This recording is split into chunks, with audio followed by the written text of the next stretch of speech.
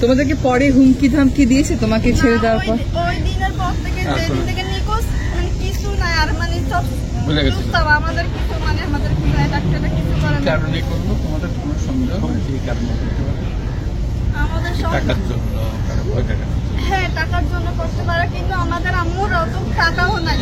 মানে আমার ওরা তো বলতেছে যে গাড়িটা বলতেছিল যে টাকার সম্পত্তি, আর আমার আম্মুর নানা একটু সম্পদ আছে ওইরকম, ওইটাই বলতেছিল বারবার, মানে সব আমার আম্মুর নামে ছিল।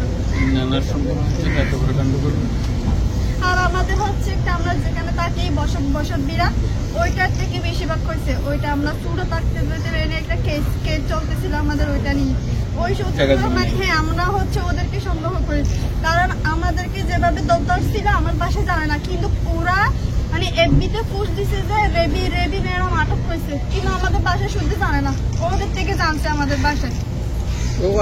তোমাদেরকে তুলে আনার আগের থেকেই ওরা ফেসবুকে পোস্ট দিচ্ছে যে র্যাব দিয়ে তুলে নিচ্ছে। আর হচ্ছে আমাদের যেই বসত বাড়ির যে মামলা চলেছে ওর বাইকটা হচ্ছে র্যাব 2 তে ছিল তখনকার। হ্যাঁ ওই র্যাব 2 তে ছিল।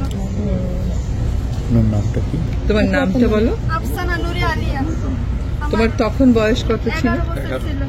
আমার মায়ের নাম হচ্ছে রেজিয়া বেগম রেডি, তখনকার 39 বছর ছিল। কত সালে তোমাকে নিয়ে? 2015 সাল 9 মাস 22 তারিখ। বাবা আছেন? জি আমার বাবা আছে। আমার হচ্ছে একটাই কথা, আমার আম্মুকে চাই, আমার মানে যেরকম করে পারেন আমার আম্মুকে একটু আমাদের কাছে ফিরে দেন। তুমি যাদেরকে সন্দেহ করো তাদেরকে কি এখন গ্রেফতার করেছে? না, ওরা হচ্ছে আরেকটা মার্ডারও করছে, মানে ওরা আমাদের এলাকা হচ্ছে প্রভাবশালী, ওদের চোখে দিবে না, কেউ কথাও বলতে পারে না। ওরা এখন বাইরে আছে, ঘুরে বেড়াচ্ছে? হ্যাঁ ওরা মার্ডারও করছে আবার ঘুরে বেড়াচ্ছে, মানে ওদের কথা ওইখানে।